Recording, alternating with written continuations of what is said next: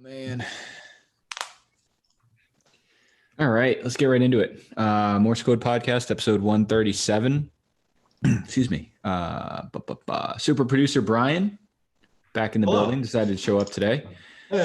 Just finally wrapped up his latest ongoing negotiation for his contract. Not sure where we landed, but you're here, so I'm sure Soapy must have gotten something done on the back end. I signed a 3-day contract. Okay, we should be able to wrap it up by then. That's fine. That'll work. Brian signed a 1-day contract to come back and retire as a Morse Code producer. As always, we're brought to you by our good friends over at Cold River Vodka, at Cold River Vodka on Twitter and Instagram. Check them out. Brian, have you ever had a Cold River vodka or gin beverage in your time? Very good. Very per our recommendation, I would assume. Yes, of course. Did you use the product code at checkout for 200% off? Shockingly, no, it didn't work. My New Hampshire liquor store did not work for that product code. I don't know why. I think that's only outside the U.S. that offer is valid. I haven't read the contract in some time. I did not go to Canada to try that out at all in the slightest. It's also unvaccinated customers only. So sorry. That's a problem too. Definitely. Yeah, this.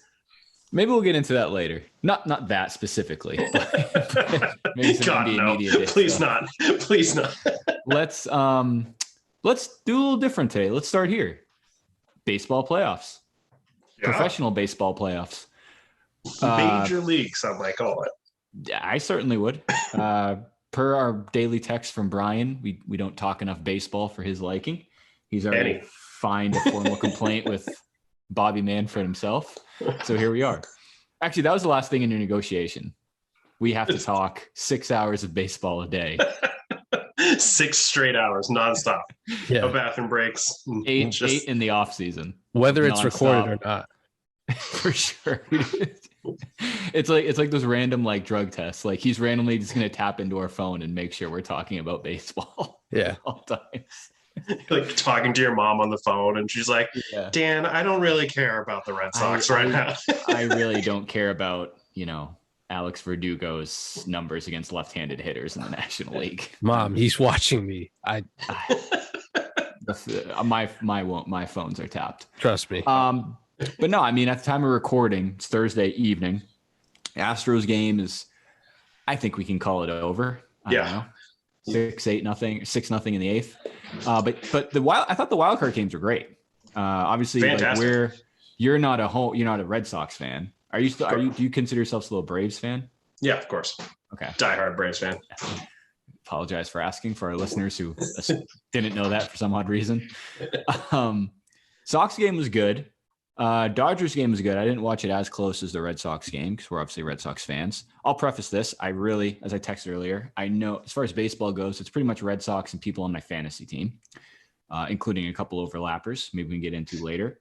Yeah. But before we get into any storylines, I know we all put our brackets together. We can get that on the record. What do you think, Brian, as the baseball guy? Should this be a good playoffs this year? I think so. Last year was probably one of my favorite postseasons in years. I thought it was very exciting. All the matchups were really, really good. Really came down to the wire on all of them. This year, I actually think it's going to be better outside of the Houston and White Sox series. I think that one's going to just be a massacre. But every other one, I see it going the distance. Every game, every series. I really think so. Prediction. I really think so because this year you have a lot of teams that just did way better than they have in the past and just kind of were in better sync. Like the Giants, you can never rule them out in the postseason when it's an odd year because every time they've won the World Series, it's an odd year. I'd rule them out now. The Giants? Yeah. Why? Because do they win during odd years or even years? They win during odd years. Never mind. That's what I meant. I ruled them in because it is an odd year. What I meant to I'd actually like to retract my statement and I was going to say, didn't you have them further on your bracket? I meant the exact opposite of what I said. I misunderstood what you said. In that case, I'm the opposite. I'm all in. I'll take them to win 2 this year. Put me down for 2. Yeah. Put me down for 2. Well, Giants were the best record in baseball, right? Yeah. So let's start here. Quick question. is winning baseball games a good thing? Yeah, I mean, it's pretty good. Cool. Gotcha. I'm glad A little overrated. Because I think Dodgers, were they not like the second best record? They were the second best. Yeah, they were the second best. That's a rough wild card matchup to be in. That's insane, dude. Yeah. Because I'm pretty sure I remember looking at the wild card standings. It was like Dodgers plus like 17 and a half. Like it's insane. It was insane. That is how pretty far fucked ahead. up. Yeah. I mean, to put it in perspective, I think they won around 15 more games than the Braves, and the Braves won their division. Like it wasn't even close. It's an interesting stat. Yeah. It'd be better. I think it'd be an interesting storyline if the Dodgers did lose last night, because then that would be a valid question. Is winning baseball games a good thing? Maybe not. It might be worth looking at. I mean, for a long stretch of that game, it was looking like they were going to lose it. I mean, until that Turner home run, I was watching them and I was just like, they're just choking. They're just not doing well. There's no one hitting on this team right now. Yeah. Did you? I really wanted them to. Yeah. Choke? Yeah. Yeah. Did you see Juan Soto in the crowd? Yeah. With the Trey Turner Nationals jersey? I love that. I loved that. That's such good support of your teammate that got traded. That was pretty cool. Yeah. Dude, I looked up Juan Soto's age the other day, and I was shockingly surprised. I think he's like 22 or 23. I was going to say 23. Yeah. 22. Yeah, he's young. He's real young. Shit. That's crazy. Yeah. Is he younger than like that other group of guys, like Tatis and like Acuna and all those guys who are kind of clumped together? Tatis isn't that? No, they're all the same age group. I think Acuna might be the oldest one out of that group. Yeah, I think he's like 24, maybe. Yeah. He was sitting with old ass Scott Boras, I'm pretty sure. I assume is his agent. The agent? Yeah. Oh God. Yeah. I don't know when he's up for contract, but he might get $1 billion. Do you remember that one off season where everyone from got $1 billion? Got like $300 million contracts. Yeah, dude. he wrote like $3 billion worth of contracts in like 48 hours. Yeah, Acuna's 23. Yeah, that's insane. It's good work if you can get it. Yeah, for sure. Have you ever worked in baseball agency, Brian? No, I wish. I would fail miserably. I might apply. I don't know if they're hiring. Yeah. I wouldn't even know where you would apply. Do you think Scott Boras is scottboras@gmail.com? Because I could try and just email them and see if they have any openings. Shoot them the link to this Zoom meeting. If they jump on here, I'm gonna like kill your family or something. See if he jumps on. Just super aggressive. We can just figure out the rest later. So Giants are the best team in baseball. I don't know anyone on the Giants. Brandon Crawford, is he on the Giants? Yeah. Is that a real name? Who's like the best player on the Giants? Oh, I know Chris Bryant too, but he got traded at the deadline. Yeah. I mean, I would still probably go with someone like Buster Posey. He's good still? Yeah. He's still very good. He's still one of the top catchers in baseball. But he also does a lot that doesn't show up in stats as far as like leadership and all that pitch framing. Here we go. Yeah. Lahey stats. Dude, you want to talk about stupid stats? This one would actually. Go ahead. So, Salvador Perez, okay, catcher for the Royals. Royals? Yep. Yeah. On my fantasy team. Fantastic year, correct? Really good. Yep. Number one catcher in baseball? Yes. If you look at analytical stats, nerds out there are saying that he is the worst catcher in baseball. He put up, 48 home runs and 100 and something RBIs, and they're like, he's the worst catcher in baseball. They're saying Yasmani Grando. What stats show you that? The fact that his team stinks? Well, no. So there's a stat. I forget exactly what it's called, but it's essentially wins frame rate. No, frame rate of pitches. So some nerd somewhere is watching games. Yeah. And if a catcher catches a ball at a certain part of the strike zone and the umpire doesn't call a strike, they're blaming the catcher for doing a bad job framing. And apparently Salvador Perez is the worst at framing in Major League Baseball. I got you. So it's all based on his defense. But the funniest thing is he's the top at throwing out runners. He has a super high fielding percentage, and he has one error on the season, and he caught more games than anybody else. But it's all based on this weird framing stat that someone made up that they're claiming makes him the worst catcher in baseball. That's bad. I would take it. Got to play winning baseball. Because 48 home runs isn't winning. That guy might be out of the league. Yeah, he I have a hotter take take. next year. I have a Go hotter ahead. take than those nerds. From Tony Maserati, he said that Hunter Renfroe is one of the most overrated players either in the league or on the Red Sox. And Hunter Renfroe is currently being paid like $3 million this year and hit like 31 homers. I was gonna say every time I turn on the TV, RBIs. I was gonna say he's driving in a run every time I turn on the game. Yeah, he had so many clutch 70% of hits the throughout time. this year. He's not a superstar, but who's sitting there claiming he's a superstar? He's a good He's player. a good $3 million player, I think. Like 31 home price, runs is great. He bats very like good. 7th in the lineup. Yeah, he's pretty good. Who's going to complain? 3 mil, 31 home runs out of the 7th spot. Who's going to complain about Tony Maserati. Tony Maserati. Yeah, baseball is weird. Like, I mean, I know we talk about it a lot, but I know more about it like in basketball. Like those stat nerds drive me nuts. Baseball, I can't even fathom. Like it's probably 10 times worse. 10 times worse. Yeah. It's so much worse. It used to just be counting stats, which was nice because it was like if you would look at someone's home runs or their strikeouts on the season, things like that. Now they like take multiple stats and combine them to make a whole new stat. That doesn't make sense. Like there's like slugging percentage, there's on base percentage, and then they combine those into this new stat category that people are supposed to give a shit about. It's just like, what are we doing? Just watch the game and see the guy fucking knock it 500 feet. Like just watch the game. On base plus COVID. Right. It's like the baseball equivalent of VORP, like when VORP got popular over the last like 5 or 6 years. God. Dude, I don't It's even so like bad. QBR. when, I still don't know how QBR or like quarterback ratings work. Yeah.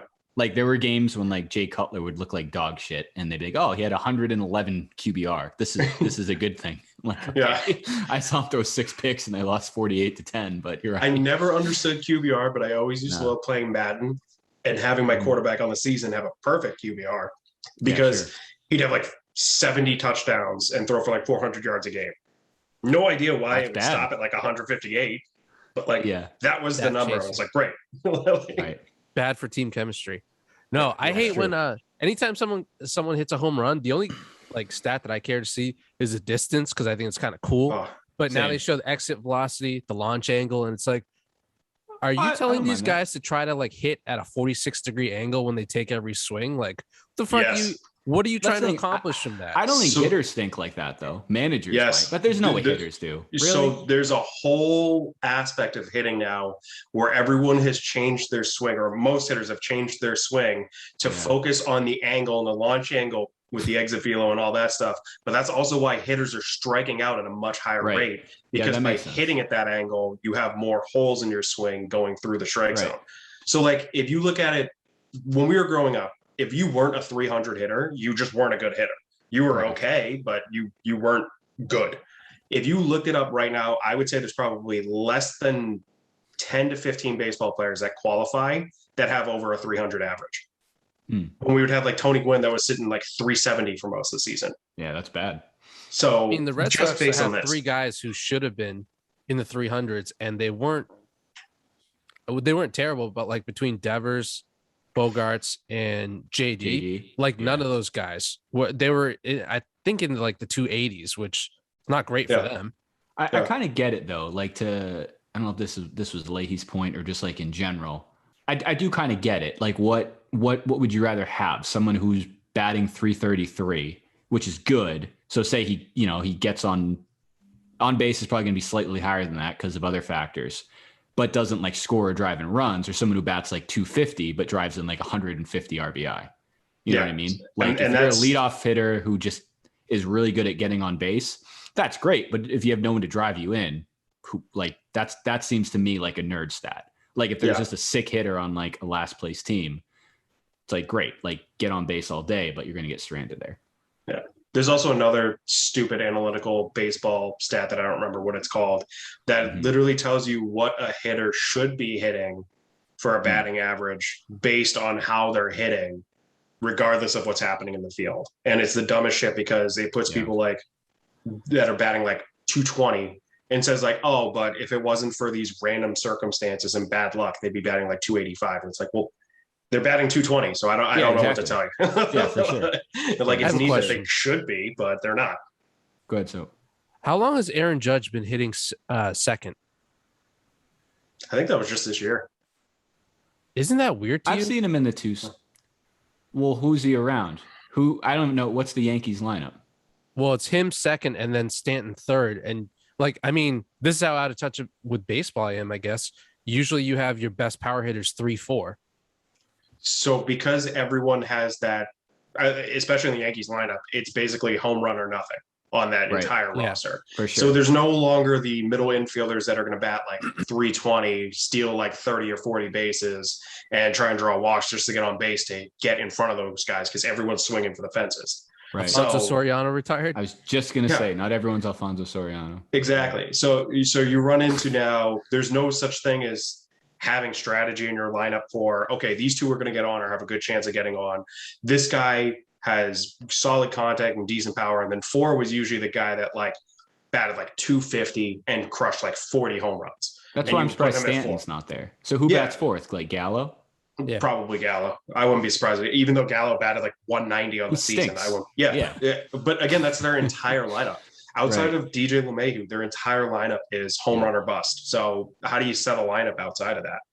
You know what I mean? So I guess if you have like, if you don't have too many guys that hit for like a good average, you might as well actually just put them 1 and 2 and get them the most at bats. More at bats. Yeah. And that's probably what they were thinking with Judge is, hey, if we put him at 2, he'll get an extra 40 at bats this season and pad his numbers. So that's a good call. He hit 40 home runs from the 2 spot, which is interesting. Yeah. Where does Ohtani hit? 4? I believe he's 4. 3 or 4. What do the stat nerds think about him? Well, they love him. Okay. But based on his metrics and his swing and the exit velo and stuff, he's doing everything that they would love.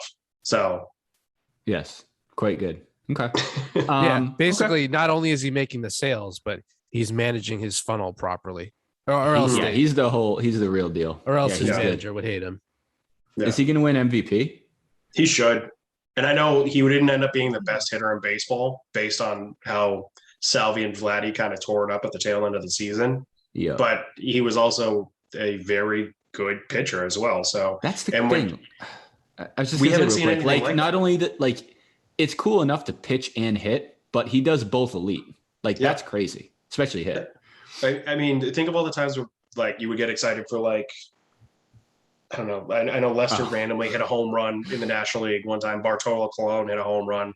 When you would see a pitcher hit a home run in the National League, it was exciting because it was so rare. And then Ohtani comes, he's like, oh, by the way, I also DH sometimes. Yeah. I'm gonna, So you think he's a better hitting pitcher than Mike Hampton, is what you're saying?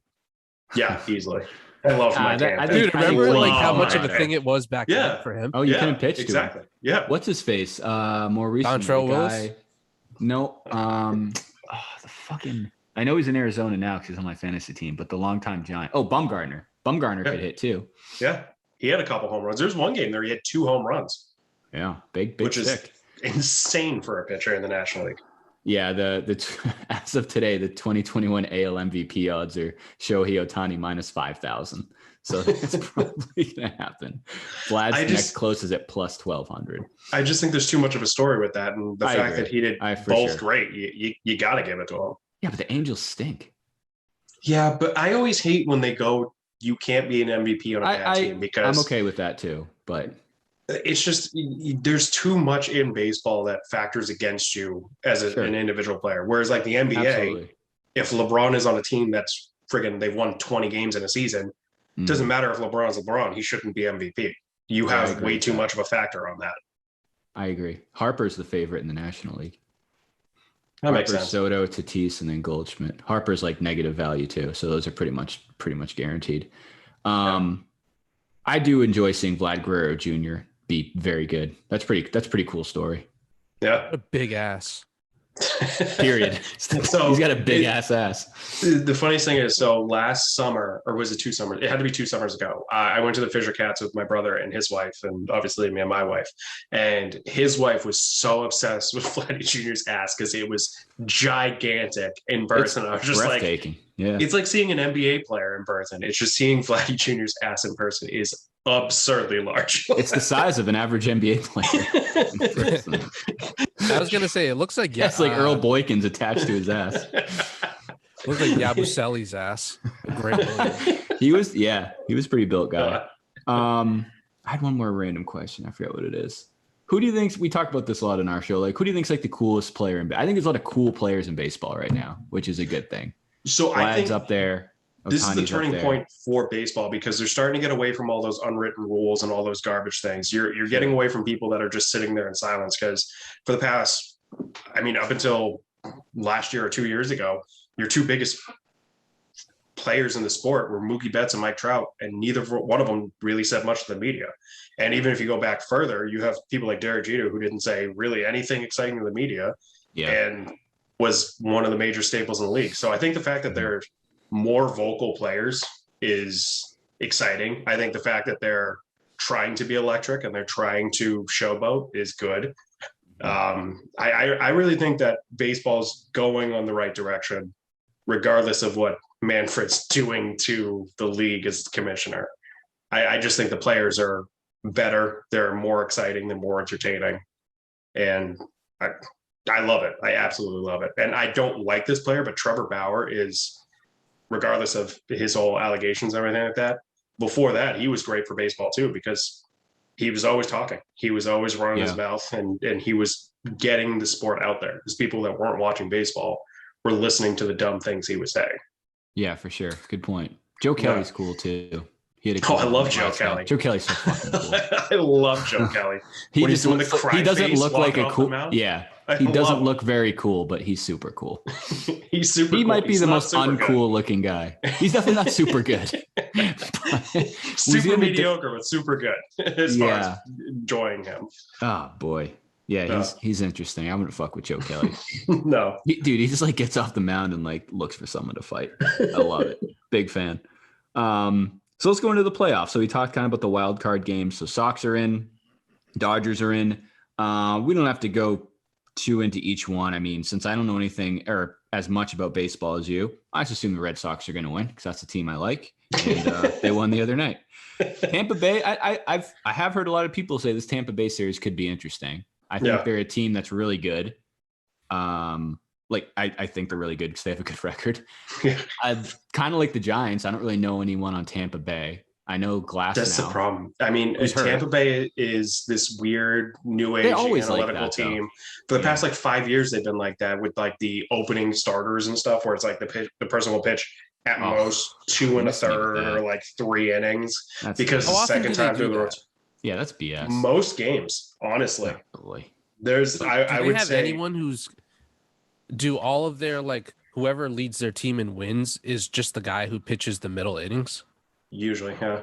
That's so because you before Glasnow's injury, you know the name Glasnow because he's been a great pitcher for years at this point. And I think maybe he had a handful of starts that went past 6 innings. And for usually your elite pitchers, you would have them pitching 6 innings every single night. Single night. I mean, look at Scherzer. So fucking strange. Scherzer, it's very rare for him to pitch less than 6 innings in a game. Oh, yeah. He was on my team. He was a dog this year, too. And I mean, that's why Blake Snell was pissed, too, last year, because he got pulled out after 2 2/3. That was in Game 7, right? Yeah. I don't know if it was – I think it was 7, but – I think it was in the clinching game, whatever it was. He was on a roll. It was a pretty important game. They just yanked him out because they're just analytics. Yeah, got Grady Littled. Not great. I think the interesting thing is going to be is what happens if it's the Giants and the Rays, which is what I had in my bracket, because Gabe Kapler is also a lot of that analytical style managing, not to the same extreme as Tampa Bay is, but he does Gabe Kapler is the manager of the Giants? Oh, boy. He's not playing outfield anymore? If you saw him, he's still good. He's still Yost? I believe that.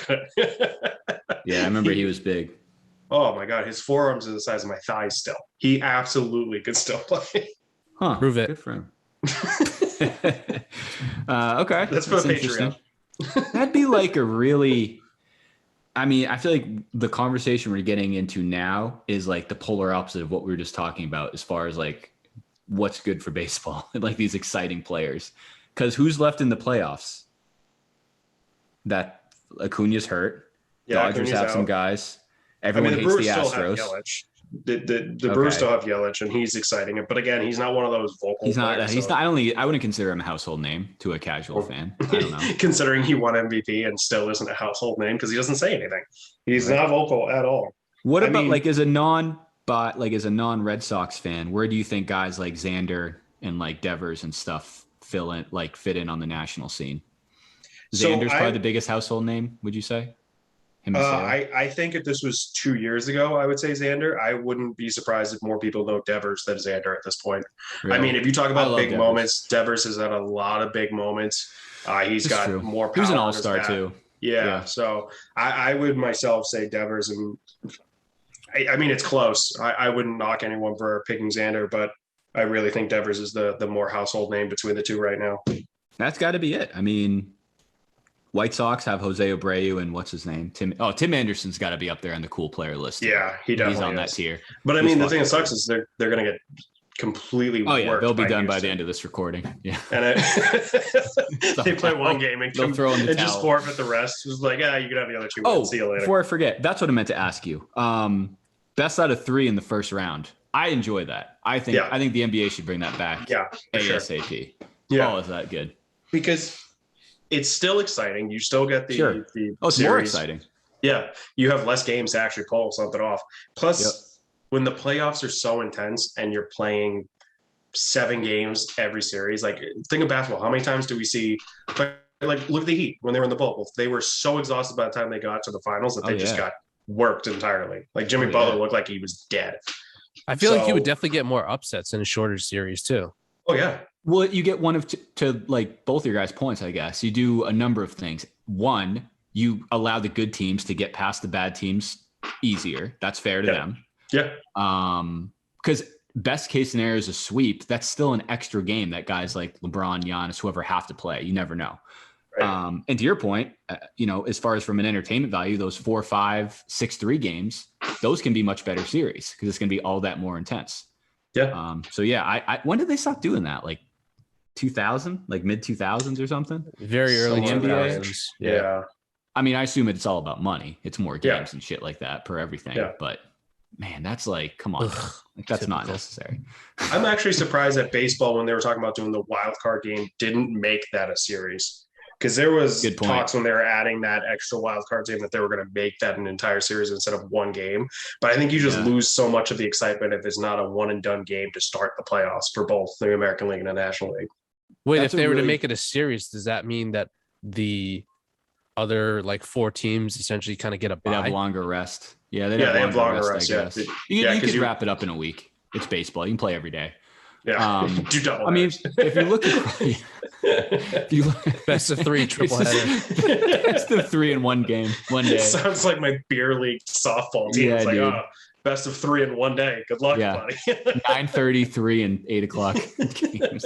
But if you look at like sports in general, every league, it's clearly gone in that it's always expanding as opposed to contracting. Like NBA expanded by the one game, baseball added a wild card. Football, I don't even know. NFL now used to have 2 buys. Now it's an extra team and only one team gets a bye. I don't know if you knew that, which is kind of fucked up. Because I think in football, having a bye is huge. Yeah. And then college football, obviously, like every other day, people are bitching about expanding the college football playoff, which I will say is wild. That. Like I know, I don't think any of us are huge college football guys, but before the playoff, like you would play an entire season simply to get to 1 and 2 to play for a national championship. Yeah. That is kind of crazy. As opposed to being in something like the Fiesta Bowl or like the Tostitos Bowl. Right. But it's like you literally, during the regular season, you have to be one of 2 of the best teams in the country to play for a championship. And that's strictly decided by a computer. For sure. Yes. No one else. Yes. Fucking remember when they were voting on like, I'm probably going to butcher this, but they were, maybe this was the college football playoff committee. I remember for some reason, Condoleezza Rice was on like the board for the playoff committee. Yeah, I remember that. And that's when I don't know what like, the relation was. I was like, this is why Urban Meyer is having a heart attack every other week on the sideline. Like his fate's decided by Condoleezza Rice and fucking Lee Corso on like game day. But it's Bill Stein was also on that. For some reason. Yeah, actually, and Bill Nye. I have a question. Nashua Community College is actually like the 6th best college football team in the country if you look at it properly. And then they literally just get decapitated by Ohio State in the playoff game. It's like Bishop Sycamore in like the first round of the playoffs. Guys, half our team is missing their torsos. Do we really need to play out the second half? Hey, Sophie had a question. What was the question? Whistle. Go, Sophie, please. So, do you guys both have MLB Network? Yeah. Yes. Okay. I watch it.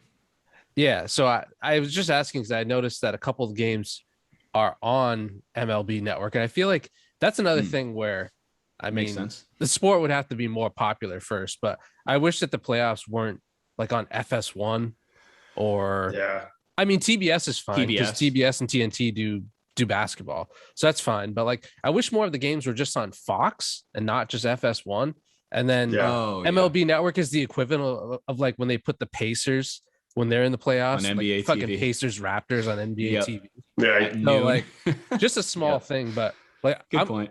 I forgot I'm going to the game on Sunday, which should be interesting. Wow. I'll probably see the Red Sox get swept, but that's on MLB Network, and it's like, all right, sick. You guys could market your sport a little better.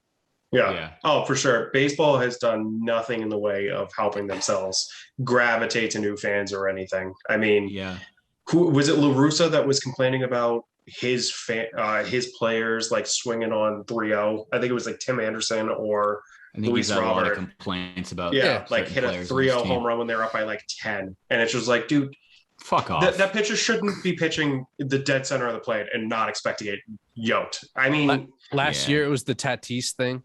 Yeah, like stuff like that. It's like you don't, whether you're up by 10, up by 20, or up by 1, you play. You're playing pro sports. You play until it's over. You know what I mean? Sure. Like I get if you're like, oh, we're up by 12, we're gonna put in our backups.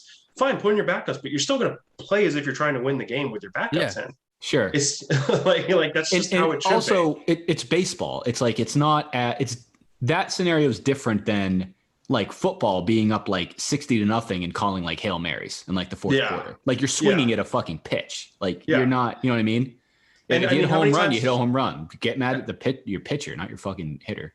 And how many times have we seen just like a random comeback because there's so many games in the season where it's like all of a sudden it's the 7th inning and it goes from being 13-0 to 13-12 and you're like, oh shit, this just became a game in one inning because someone just went off as a team.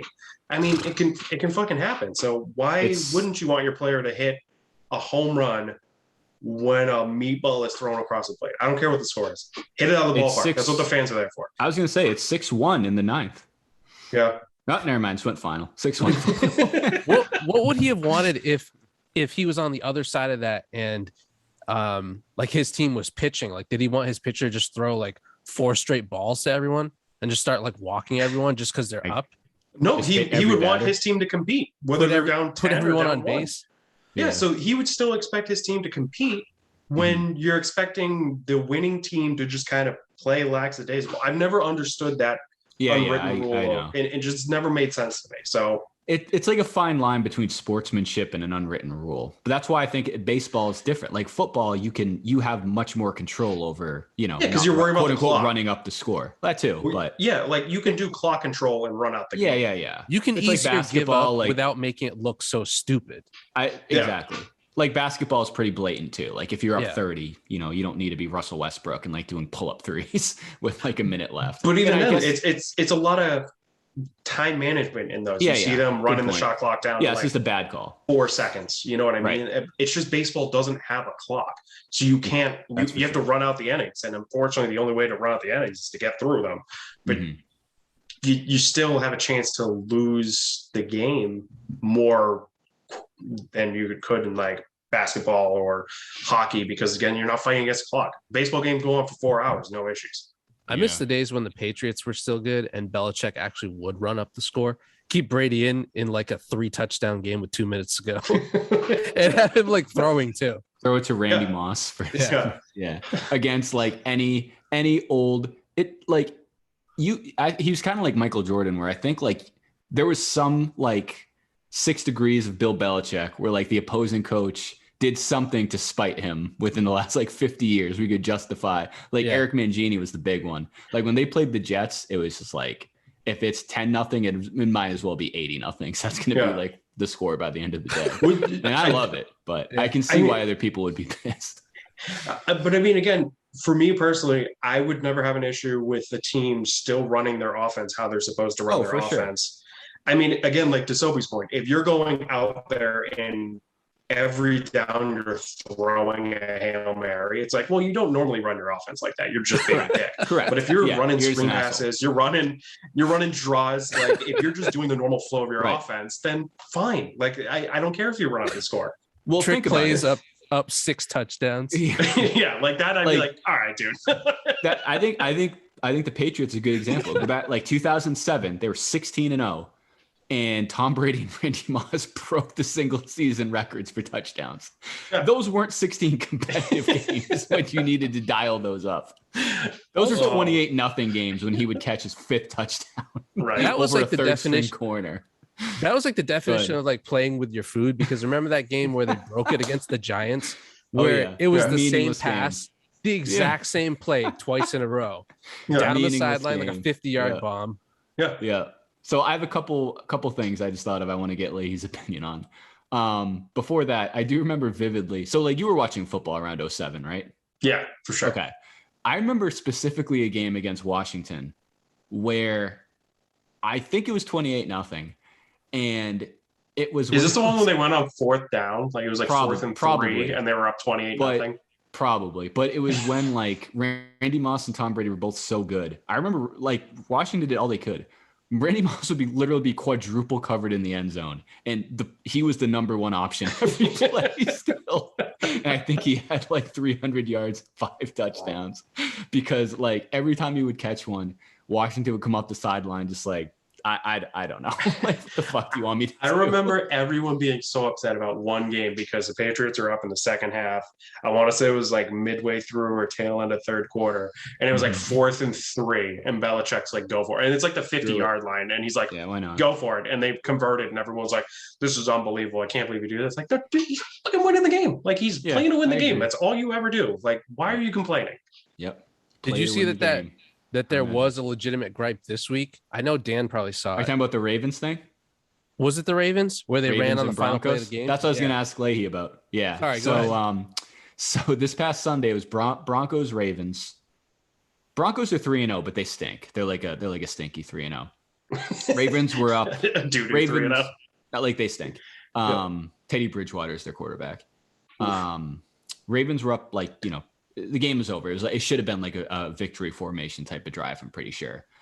But Ravens, what was it? They were like 5 yards short of 100 rushing yards as a team. And that would have tied a record, I think, for like consecutive 100 rushing yard games, whatever. One of those meaningless records. And John Harp, the Ravens coach, drew up like a quarterback option run play on 2nd and 5 with like 20 seconds left. And they got their 6 yards. I think they got exactly like a yard to get the record. And, the Broncos coach was all pissy and stuff like that and had like a little shitty press conference after. He's like, this is not how we play the game, blah, blah, blah, blah, blah. That's like a perfect, that's not a perfect example, but that's one where it's like, you're doing this to, get a record. I kind of understand it. It's like, this is a cool thing to do.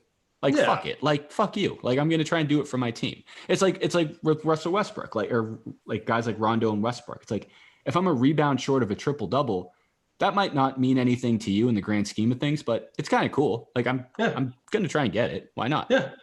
You don't have to be Darius Miles and like airball layup to grab a rebound. Wait, wasn't that Ricky Davis that did that? Or maybe it was Ricky Davis. I thought it was Ricky Davis. One of those guys. Yeah, you're thinking of the tax fraud guy or whatever fraud today.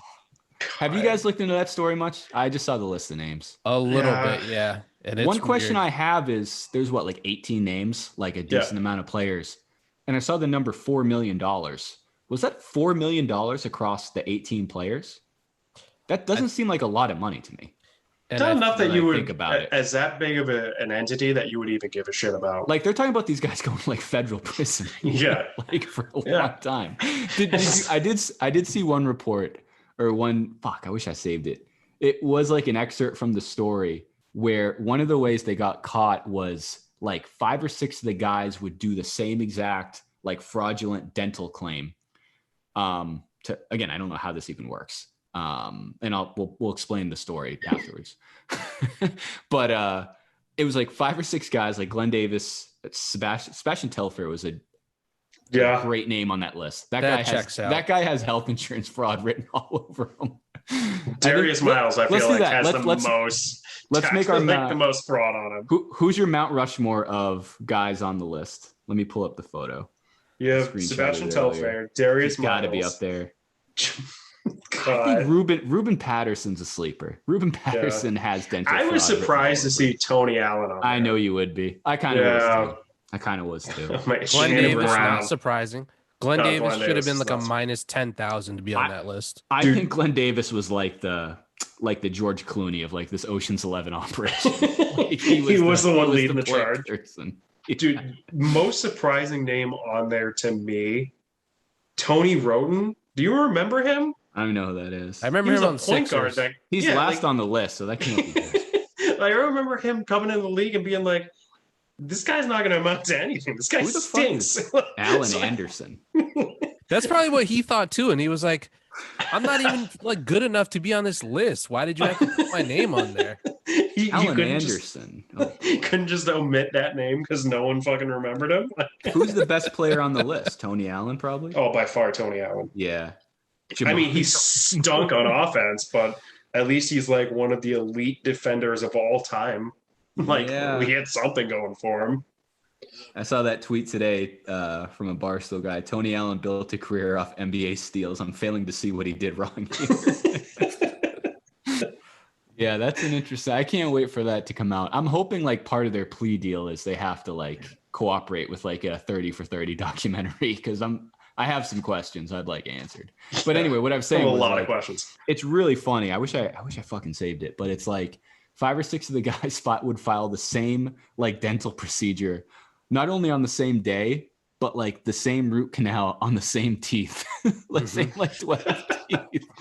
And I think eventually probably someone at like, I don't know, Delta Dental was like, Mr. Stern, we should probably talk about this. This doesn't make any sense. Here's my question though. Who did the audit on this in 2021? That's what I look at all the players on that list. They've all been out of the league for so long. Who did this audit and who waited till now? Well, that's a good question. I wonder if it's like, I wonder if these are like, part of like maybe like a retired player's, package you get like benefits or something. Oh, so you think these? Because I mean, if these were after they all retired, I don't think that's the case. I really, maybe I retweeted. I gotta find this. It was. Do you know what I'm talking about, Soapy? Did you see that on Twitter or anything? Like, if some guy had an excerpt, whatever. I'm sure more will come. I don't know if more will come out of this. I don't think this will be a story by like Saturday. I don't think anyone's gonna care. We need at least one bigger name in there. We needed an all-star, or at least like an all-pro. One person that made an all-star team. I don't think anyone on this list made an all-star team one time.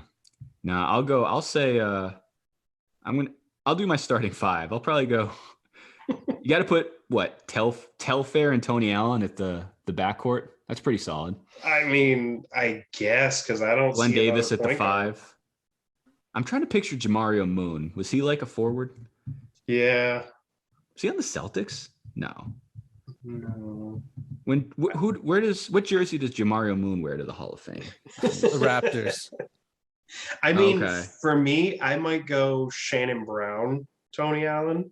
Shannon Brown's a good pick. Oh man. At least he had a stretch of like sometimes being a decent 6th man, but like what was that, like 2 years of being decent? Yeah. Great. Then he had a bunch of exciting dunker. Very exciting dunker. Does Shannon Brown have a ring? Did he snag one with Kobe and Gasol at all? I think he did. Yeah. I think he was on that team. Is he related to Chris Brown? Second one. Was that a thing? No, but they look a lot alike. They don't. They look exactly alike, don't they? Yeah. I'm pretty sure he's not though. Yeah. No relation. That was a genuine question. Huh. I think be his father. I don't know. Yeah. I think I would put Alan Anderson as my 3. I don't know who the fuck Alan Anderson is. I remember him on the Raptors. Could be Alan Alda for all now. 3-point shooter. Oh, he's got 2 rings. Are they both with the Lakers? I would assume so. Yeah. He was on the Lakers from 08 to 11. So yeah, he was on the back-to-backs. Yeah. Damn. Then they couldn't afford to keep him. I can't pick 2 big men on this list. I mean, you got Glenn Davis, who's obviously going to make this. Who is going to be your other big man? Hold on, let me go back. If you really think about it, this is a really sad story. Like these are millionaires who are literally like, dude, we've got to scrape together $4 million between the 18 of us. I say we go the route of health insurance fraud. I don't know. Who's William Bynum? Is he related? He was on the Pistons for a while. But he was a guard, wasn't he? Terrence Williams? That sounds familiar. That's not the kid from North Carolina, is it? Who am I thinking? No. This is a football player. That certainly can't be the one. He was briefly on the Celtics too. He somehow frauded the NBA as a football player. How did this guy sneak into how did this guy get on the NBA benefits package? Let's see. Terrence. Who am I thinking of? I'm thinking of someone. Who's that forward that got traded to the Mavs? Oh, I'm thinking of Marvin Williams. Definitely not. Marvin Williams can afford his dental insurance. What was that, Brian? What guy? Antoine Wright. Was he the one that got traded to the Mavs at one point? Yeah, probably. Terrence Williams retired as a Celtic. I think you're thinking of Brandon Wright. Oh, I think. Yeah. I think you're right on that one. These guys all retired well over close to 10 years ago. I wonder how many of these guys were really down that bad, or if there were a couple guys who are just like dumb, but they didn't need the money. I think you're going to find a majority of them needed the money. I mean, realistically, if you don't know I think so too. That's why I honestly think it's kind of a sad story. I mean, they committed crime. I get it, but it's kind of a sad desperation attempt. Until you get caught. It's genius till you get caught, like any good crime. I've always said. I'm just looking down this list. The only people that I think were on a roster for like, say, more than 5 years in the NBA, Tony Allen. Yep. Len Davis. Yep. Telfair, shockingly, but I also think that was because he came to the league so young. I think he was like, he was out of high school. Kept bouncing around for the most part. Yeah. Who drafted him? Portland or Boston? Not Boston. Portland drafted him. Sebastian Tell. Damn, he could have been good. Yeah. Damn. Miles stuck around for a while, and he's the one that surprised me because Darius Miles is probably he might be the biggest name on the list, just because like Hoopers know, not that he was good, but I think like basketball heads know Darius Miles. Yeah, because he was cool. He was also in a movie, wasn't he? Wasn't he in an MTV movie as a high school student playing a basketball player? Yeah, he was. I saw it tweeted today randomly. Step Up or like Stomp the Yard or one of those movies. Yeah. Like he went and played a high school. Yeah, he had multiple streams of income. He's an entrepreneur. He's also like, after all the smoke, him and Quentin Richardson have like probably the biggest basketball podcast, the Knuckleheads. So, really? That should be an interesting next episode. Darius will be joining us. Probably done. Darius might be gone for a while, guys. Can't really talk. We replaced him with Darius Rucker for the time being. Hopefully, no one noticed. They have to do the collect call into the prison. Oh boy, calling in on our 1-800 Subway Fresh Take line is Darius Miles, inmate 6591. Oh, that's fucked up. So let's wrap up the baseball conversation though. So what's your World Series prediction, Brian? I have the Rays. Yeah, Giants, Rays, and the Rays winning at 7. I don't even know what I said. What I said has no meaning. I just said Red Sox and Dodgers maybe.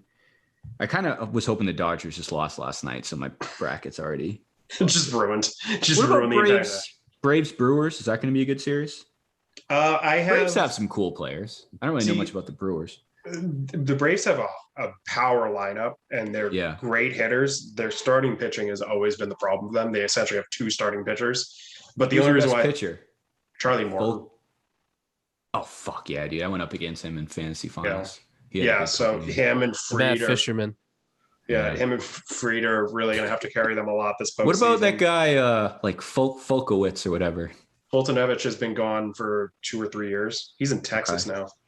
Okay, so he's not going to be a factor in that Brewers series. No, but Tom Glavine, is he active? Oh, Tom Glavine's on safety protocols, right? He's out the series. No, he didn't make it. He had a close contact with fucking what's that old ass manager? 65.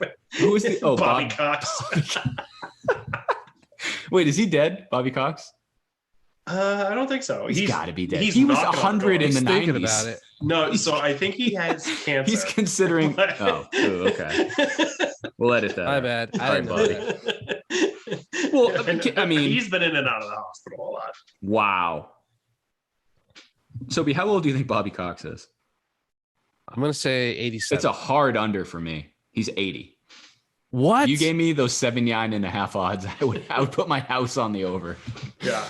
Wow, he's had a rough 80 years then. Yeah. That means what? How much do you smoke to look like I was going to say, he looked very old in the mid 90s. And he was retirement age. So he was 65. When the Braves were on that streak of like 14 or whatever straight division titles or whatever, I remember watching several games where he would they'd have to cut the camera because he would just grab a fucking tin and just pack his mouth full of tobacco. Every time they would just be like, oh crap, and just cut the camera away. Yeah, not great. I feel like it must be a stressful job. Baseball managers just look old all the time. Tony La Russa's looked old for 50 years, and he's old. I'm pretty convinced that Tony La Russa has dementia. Probably. I'm almost positive he does. Who's a young baseball manager? Gabe Kapler? Yeah. Aaron Boone, maybe? Cora? Yeah. Because I would say Cora's probably in his 40s. Boone might be late 40s. I mean, I was going to say Boone was playing. Boone was playing less than 20 years ago. Yeah. Kapler's probably in his early 40s. Although, I mean, he could be 60 and you wouldn't even know it. What's that guy's name? Jim Leland.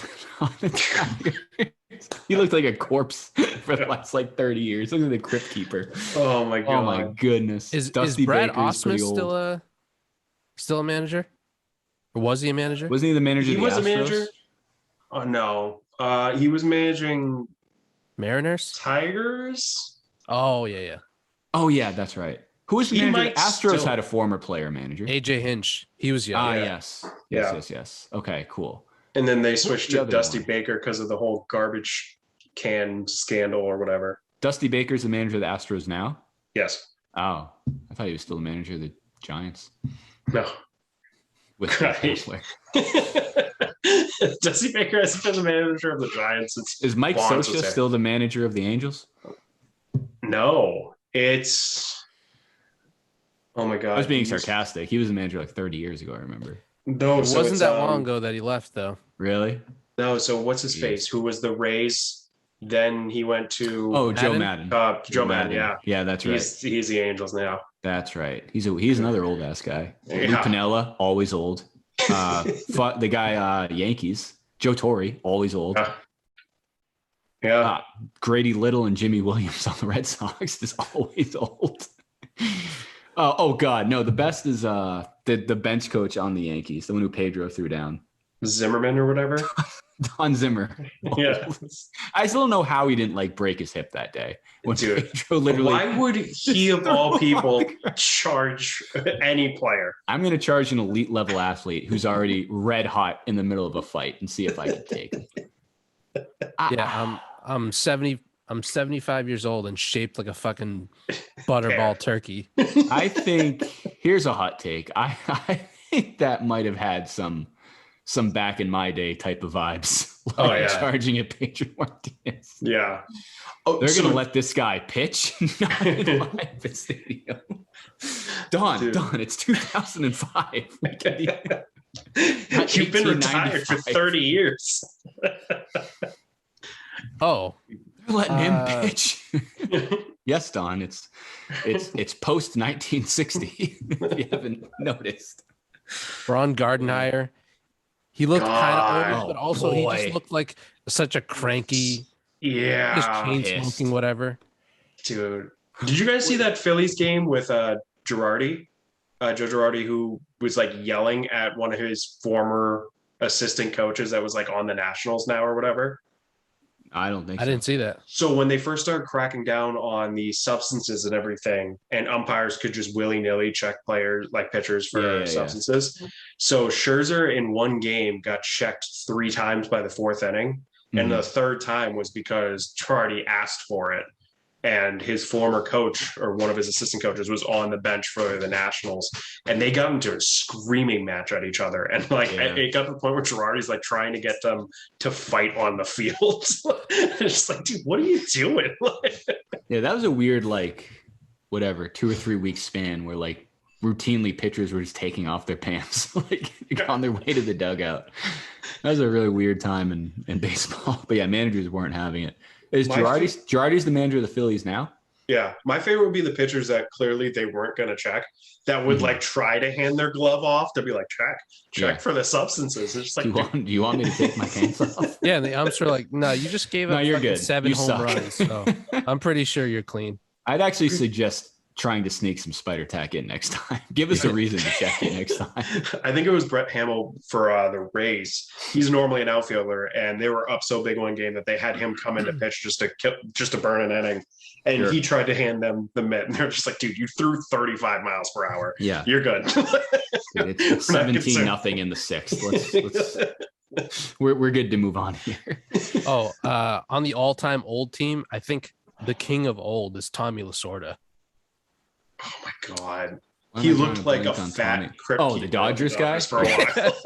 He's definitely dead, right? Didn't he have like a heart attack in the All-Star game or something? Or no, someone like ran him over in the All-Star game. I think so. Remember that story? Or he had like momentum where he was trying to dodge a foul ball and then like he just tumbled like fucking. He had a fall in an All-Star game. Nonstop tumbling. He's still he just died this year at the age of 94. Yeah. Oh man, that's too bad. Yeah, I remember that. Gone too soon. Hate to see him go young. I really thought he'd hit triple digits on that one. He was in such great shape. Dude, he had so much such a to live healthy for. lifestyle. He's just getting started. It's almost started at 94. It's like, he just took over technology and communication lessons. He was going to go to IT school. Yeah. He had so much to live for. ITT tech. He was working on his degree. Dude, he was almost done at the University of Phoenix. He finally got an email address so he could go there. Yep. Asking his great-granddaughter to help him set up an email account so he can apply to fucking University of Phoenix Law School. Oh, I hate to see it. Hester College. That became SNU, right? Or do I have that wrong? Oh, that's a great question. You could be very much right on that one. Yeah, I don't think all of the Hester College. I know it Hester doesn't College exist. It's a fake school. Yeah. It doesn't exist at all. How does Hester College, anyways? That was like the Bishop Sycamore before Bishop Sycamore. Permanently closed. See ya. Okay. Let me ask you this, Brian. Kind of transition a little bit. We haven't talked to you since I was actually playing through our last episode earlier today, just for the hell of it. Not much has changed in the NBA. We're talking about Ben Simmons. We're talking about Kyrie a little bit. I do want to touch on Pau Gasol because I know you put that in there. That is important. What are your thoughts on some of the Ben Simmons stuff? Again, literally nothing's changed since last time you were on. He stunk and demanded a trade, and now we don't know if he stinks, but he's still demanding a trade. He's not showing up to work. It does sound like that the 76ers, based on some of the stuff that I was reading, that they're actually starting to dial back what they're asking for, because he's still not showing up to camp. He's still not showing up to spring trade or to preseason or whatever. And correct. He's telling them that. Yeah, and he's like selling his house. Like they need to get something for him. So, but I think. I don't think he's going to end up anywhere that he thinks he's going to end up. Like I think someone mentioned like the Lakers. He wouldn't mind playing for the Lakers or Golden State. Neither one of those teams has given up. Wouldn't mind dating Rihanna. like, neither one of those teams has given up fucking anything to take. Where Ben would he Simmons fit on any of those teams, especially the Lakers? Lakers nowhere. There's nowhere to play. No way. At least for Golden State, you could be like, hey man, you're going to play the 4 and Draymond's going to play the 5 with like Wiseman probably being traded in that deal. Like, I would assume if Golden State did something, they'd lose Paschal, they would lose Wiseman and picks. That's maybe Wiggins. Crazy price. I think you would agree. Like at this point, I think every day the Sixers lose leverage, and every day every other team gains leverage. Look what are you going to do? Just not fucking play him? I'm not giving you. I don't have to give you 3 picks and a 22-year-old, guy like Wiseman. Look what happened with Harden last year with the Rockets. You know what I mean? Right. But Harden showed up is the difference. So that's why the Rockets still had decent leverage, just because he was still showing up and he was still playing. Ben Simmons, and he's still an all-pro. He was still an all-pro with that. He put on a few pounds, but you knew you were getting at a minimum an all-star. Yeah. Let alone an MVP candidate. See, Ben Simmons isn't even doing that, so Philadelphia can't even get that much. So, it's tough. I don't see them getting even an all-star player in return. So there's zero. You think there's 0% chance he stays in Philly? Yeah, I don't see how he stays there. I don't either. Or at least plays. He definitely won't play. I mean, if they can't trade him, I guess he technically is in Philly. But I guess my question would become: at what point in the season can the 76ers use an exception or something based on him not reporting to camp? Because he's $30 million a year or something like that. Yeah, that's a good chunk of their salary cap. I don't know what his contract's like as far as. Well, I don't know. Like when you have guaranteed money, is that just assuming you show up? Yeah. Like if you don't show up, do you still have to pay him the guaranteed portion of the contract? So that's why I'm confused. I would assume that they would get some sort of exemption from the league to use that salary that should have been Ben Simmons to sign free agents of some sort. But I don't know if there's a hard, fast deadline. I've never seen that sort of thing happen. That's actually a good point too. Just from a team standpoint, like Philadelphia is fucked. Like if they have both of these things, not Ben Simmons and not a Ben Simmons replacement, that's not great. It's one thing if you had $30 million that you could go into free agency and sign a couple role players, maybe space the floor around Embiid some more with some 3-point shooters, because you could probably get 2 decent shooters off the bench or even role players like 6-man or something for $30 million, 2 of them. I think you could get 7 and 8 players on your team for that. So they can't do that with this sitting in limbo. What terrible timing. Like right after what I thought was already an overpaid contract. Yeah. Now you're just not honoring it. Yeah. It'd be a shame if they had a guy like Jimmy Butler in the house. Gee whiz. God. It's crazy that they moved on from Jimmy Butler because of Ben Simmons. Yep. And now Ben Simmons is just like, oh, nope, I'm done. Like, what, man? I saw that Embiid quote. That's virtually what he was saying. Yeah. And I was saying about this earlier today. It's weird because if you think about it, like the narrative at that time, and honestly, kind of throughout Jimmy Butler's career, especially going back to Philly, like Jimmy Butler was the head case. Like we need to move on from Jimmy Butler and keep Ben. Now it's like polar opposite. They would trade Ben Simmons for Jimmy Butler in a heartbeat. Obviously, so it's funny because that only started when he got traded from Chicago to Minnesota. He became this basket case. He likes to work out at 3:00 in the morning. Yeah, and then when he's in Philly, they said he was a basket case, and then in Miami, they're like, "Oh no, he just wants to win." No, we're in the finals. Work hard, he's actually really good. He's gonna tell you culture. Yeah, he's actually really good. He's like sleeping with Rachel Nichols and like putting up double-doubles. Like he's really good. He's pretty cool. I think it's funny that I forget what stat I saw, but it was like Minnesota fans were excited because their record with D'Angelo Russell and Cat on the floor was like 3 games above 500. And I was like, that's the most Minnesota Timberwolves thing to be excited for. It's like, oh, we're above 500 with these 2 players on the floor. And it's like, yeah, they're taking up 80% of your salary cap. There's a reason you should be that much better. Like Minnesota would make sense. They have some big chunk pieces they can move. If Russell, do you think Ben Simmons is better than D'Angelo Russell? No. Ooh. I would take D'Angelo Russell over Ben Simmons. I mean, defensively, it's not close. Ben Simmons is way better defensively, but D'Angelo Russell, when healthy, is a great offensive asset. I'm trying to I know this is what we talked about mostly last time, but was Ben Simmons bad in this last year's playoffs? Yes, he was terrible. Yes. But I feel like that's kind of, if you look at Ben Simmons' ability as like a pie chart, I feel like his playoffs last year is taking up 80-90% of it. I think that's I think he doesn't stink. Like he's an all-star, great defender. I think last year's playoffs, if anything, it was eye-opening. It was alarming. It was like, this is weird. That one layup, that's all you like. That one pass up at the line, that's like holy shit. Like, what are we doing? But I think the problem is that everyone knew what kind of downfalls and liabilities he was on the floor for the entirety of his career so far. And even going into the draft day when they were talking about the fact that he couldn't shoot, he still went 1 overall. Correct. Because people were injury like, too. Yeah. And they were just like, because he's so athletic and he's got length and all that stuff. So if you can build a team around the fact that he's going to be athletic, he's going to have length, but he's not going to shoot and he's going to try and shy away from contact because he doesn't want to risk getting fouled and going to the foul line. If you can build something around that, I see him as a viable option for your team. But I think that's really hard in today's NBA to build around.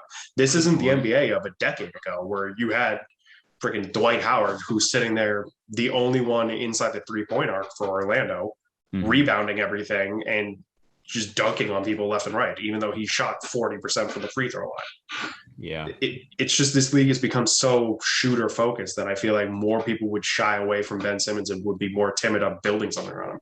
Realistically, I think he should do what he should have done when he came into the league and just be a power forward. Don't try and play point guard. Yeah, I get you're athletic and you can set other people up and everything, but play as a 4 because people will gravitate to letting you be on the roster more if you can't really shoot a 3, but you're playing as a 4. I don't know if he wants to do that though. No, he likes those leaked gym workout videos coming out. Yeah, but I mean, he doesn't want to be a 4 because he's a better defender against point guards who are a foot shorter than him than he would be against someone his own size. It's weird where it's like this guy, people are struggling to find a fit for this this person's an excellent basketball player. Yeah. The problem is we don't know what to do with him. Yeah. Very weird. Would you take him in Portland? I mean, again, it depends on what they give up. If they give up someone like CJ McCollum, no. Dame CJ and 2 firsts? Yeah, absolutely not. But I mean, if they held up CJ in a pick? Or CJ straight up? No. Would you take? No. I think if you have to rely on Dame to be pretty much the only perimeter scorer on that team, I think you're going to be in a lot of trouble. I think you have to keep if you're moving on from CJ, I feel like you have to get some sort of perimeter scorer in that deal. How old is CJ McCollum? 28, 30. Yeah. 30. Big 3-0. So, I mean, if you were saying that they would move on from like Nurkic and some other pieces to get Ben Simmons, and I'd be like, okay, that would make sense. You'd move Nurkic for Ben Simmons? I mean, that would be the only thing that would really make sense because you have to have something of value to trade for Ben Simmons. And if you're not going to move CJ or Dame, I would say he's probably the next best option that you have on the team. Yeah, he's not as good as I thought. I don't know. I mean, they got to do – I don't know because it's not like he's a free agent where he's deciding where he wants to go. There's just so many parties involved. Like Sixers need to agree. I still think him and Rich Paul are going to have to be on board. Because if the rumors start like, hey, we're trading you to the Kings, Rich Paul is going to come out and say he's going to fucking retire or he's not going to play or he's going to hold out, whatever. Yeah. So I don't know. What do you think, Soph? Would you hire Ben Simmons? You agree with everything that's just been said? I agree with everything. Sophie had me come on so he could take the night off. That's what fucking happened. No, the one tweet that I saw today that was floated was him going to the Pacers, which would be hilarious. It was him for like Brogdon, one other player, and then period. I would do that. At least one pick. If I'm Philly. Brogdon in a pick. If I'm Philly, I think you have to do that. Yeah, but I don't see how that makes sense for the Pacers because you already have Sabonis and Miles Turner clogging up the paint. Now you literally can't get Simmons to even drive to the paint because there's 2 people that are in the paint all the time. Yeah, I'm trying to think of who shoots in Philly in Indiana. Brogdon, who would be traded. Is Austin Crozier still there? Karis LeVert. Oh, LeVert's there. Oh, wait. Yeah. LeVert may have been the other person involved, actually. Yeah, I wouldn't be surprised. So that's the thing, though. Like, if you want to acquire Ben Simmons, you have to give up a good player. Yeah. Unless you give him 10 draft picks or something like that. Yeah. You know, and I don't know. From a Celtics standpoint, I don't mind it at all. Like, the longer this goes on, the longer the Sixers are in this hole.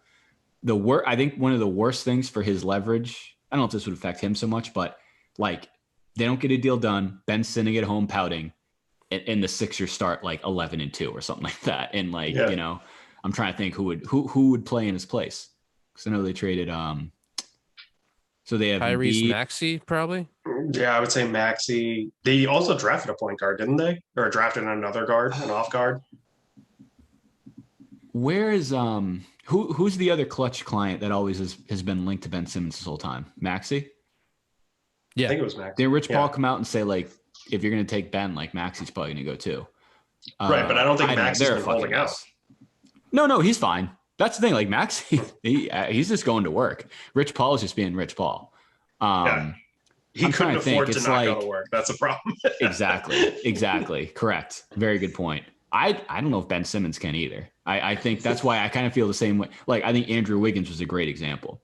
Like, I am standing in what I believe. I'm not getting vaccinated. I think it's blah, blah, blah. And then I think he met with his financial advisor and was like, oh, okay. Yeah, I'll sign me up for Moderna tomorrow at 9 a.m., please. If you have one on you now, I'll willingly take it. So we'll shove it directly into my veins. I'll just take it like a shot. Like, just pour it up. Let's go. Oh, they have Seth Curry still. I knew they had a shooter. Yeah. So Seth Curry's still fine. He can run the point.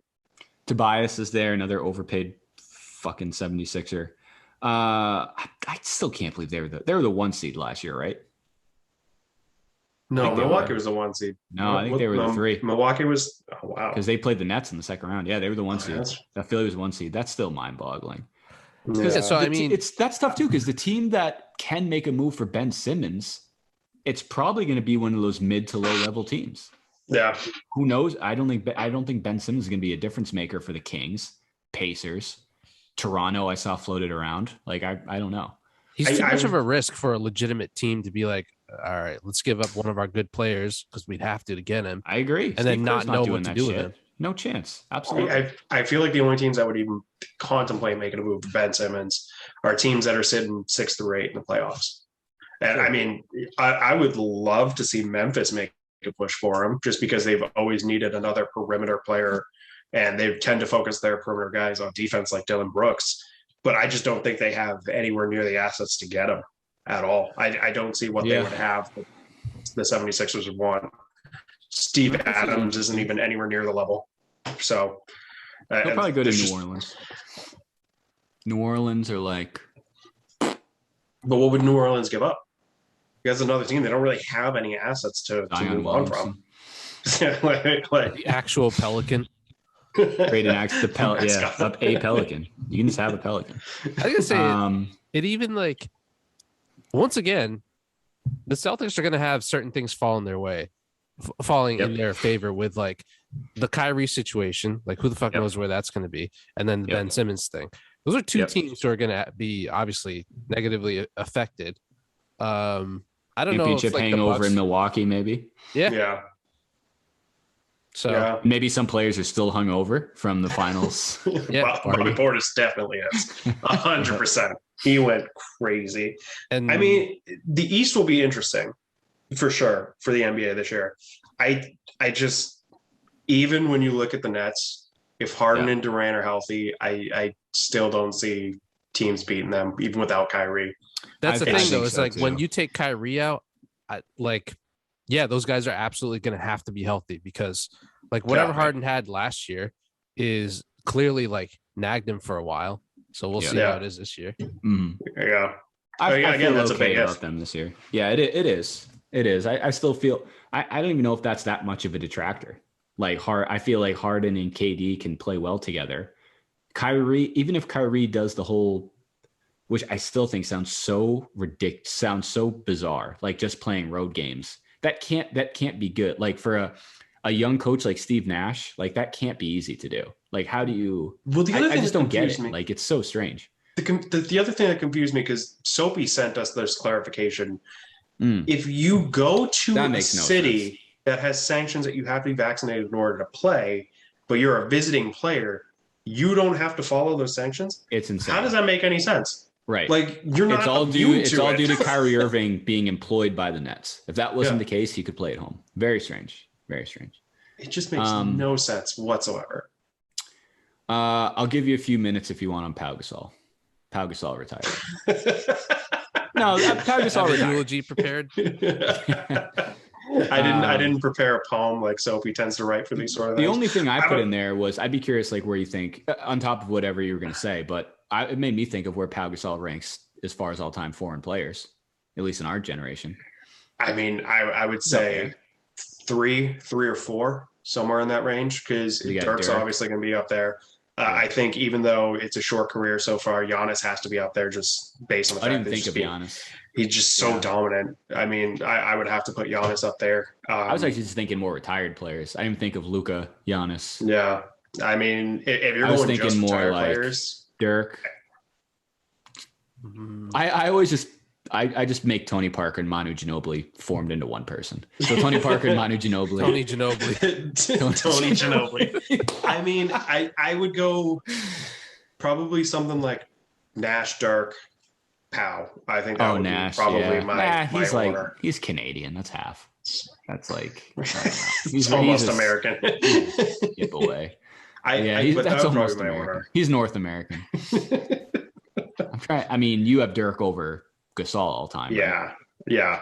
I mean, you can't look at that run that Dirk had against everybody in the playoffs and including the Heat and think that he wasn't the best come from overseas and come from out of the country. It was just unbelievable what he did. And I mean, if you go back and look at that Mavs roster, there are so many players that in their prime would have been awesome, but they were all way past their prime. Jason Kidd, Vince Carter. Yeah. Like they were just all so far removed from their prime. And Dirk like just the Lakers. Yeah, right. Just carried them through the playoffs on that one. So I would definitely put Dirk number one for sure. I'm trying. I mean, definitely out of retired players, Pau. You have Nash over Pau.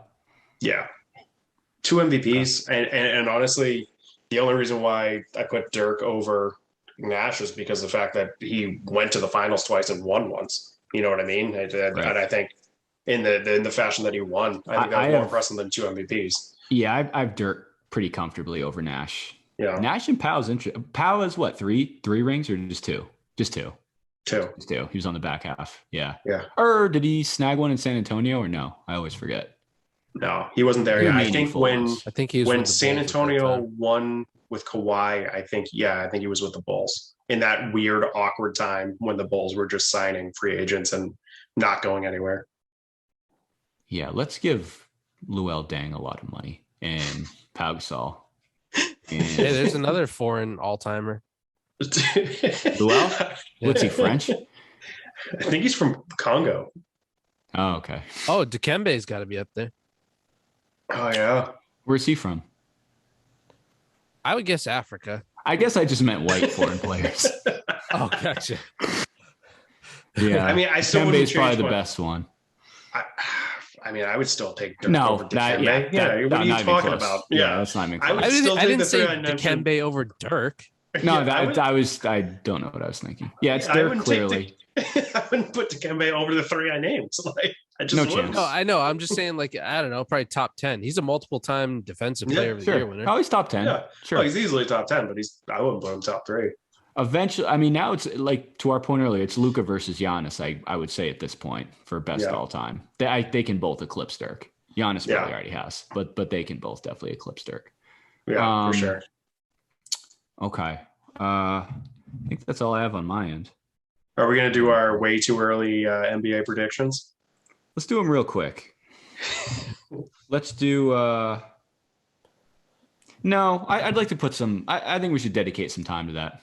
We got plenty of time between now and the season. Yeah. We'll put that on the books for a few weeks from now. Whenever I don't know what your contract looks like. I'm sure you're gonna have to sign me to another 1 day. It's 3 days, so we got until Sunday. That's true. We have till sundown on Sunday. All right, cool. Very arbitrary. 6:37 on Sunday when sundown. Do you think the Sox get through the first round, Brian? No. Are either of you watching this game currently? No, I just looked up the score. It's 2-0 after 1. That's pretty sweet. Yeah. Fucking I don't like rolling out Eduardo Rodriguez in game 1. I really don't. Why again did they do that? As opposed to Sale? I assume Sale's going tomorrow. Maybe they thought they could steal one today. Yeah, which they still can. It's the first inning, but yeah. I would assume realistically it has something to do with rest days for Sale because they had to win so many games at the tail end of the season that they had to rely on Sale in that spread. So I mean, getting through the wild card without having to use Sale is huge. Because if that was the case, you probably wouldn't get until game 3 at the best. Well, I will tell you right now, had they lost that game, every fan in the world for sure. been like, why didn't you use Sale? Like, that's your ace. You're paying him so much money. Like, you throw your ace out there when the season's on the line. So that could have bit them in the ass. I think Eovaldi's starting to get that kind of pull locally, at least. I think people were okay with Eovaldi starting the game. To your point, we don't know what would have happened if he lost. If he did what Garrett Cole did, who knows? Yeah, but I mean, which was awesome, by the way. I love seeing $300 pitchers get fucking cranked.